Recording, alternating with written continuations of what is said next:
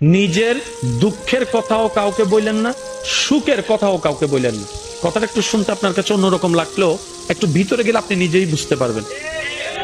আপনি নিজের মনের দুঃখ কষ্ট সহ্য করতে না পেরে হালকা করার জন্য যাকে বলছেন, মনে রাখবেন আপনি তার কাছে কিন্তু কোনো না কোনো ভাবে একটু ছোট হয়ে যাচ্ছেন। এমনও হতে পারে আপনার দুঃখের সে কথাগুলা আপনার সামনে অভিনয় করে যে আপনাকে বুঝ দিয়েছে, সে পিছনে আপনার সেই দুঃখের কথা নিয়ে হাসি ঠাট্টা করতেও দ্বিধাবোধ করে না, এমন অনেক মানুষ আছে। আপনি যাকে দুঃখের কথা বলে মনকে হালকা করার চেষ্টা করছেন, আপনার দুঃখের কথার সে দুঃখটা সে বুঝবে না, কারণ তার সাথে তো সেটা ঘটেনি।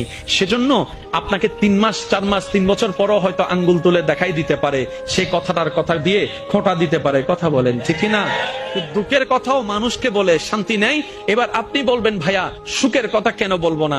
আমি বলি কি ভাই, দুঃখের কথা শোনালে যেরকম মানুষ দাম দেয় না, সুখের কথা শোনালে মানুষ বদনজর লাগাইয়া সেটাও নষ্ট করে দেয়। মনে করেন আপনি আমাকে মিথ্যা একটা অপবাদ দিয়েছেন এবং ধুয়ে রেখে দিয়েছেন একদম মিথ্যা অপবাদ দিয়ে। যতক্ষণ আমি আপনাকে মাফ না করছি, কাবা ঘরে গিয়ে গেলাফ ধরে কান্নাকাটি করলো, এই পাপ মাফ হবে না ইনশাআল্লাহ। এই অবস্থায় মৌত হলে কি হবে?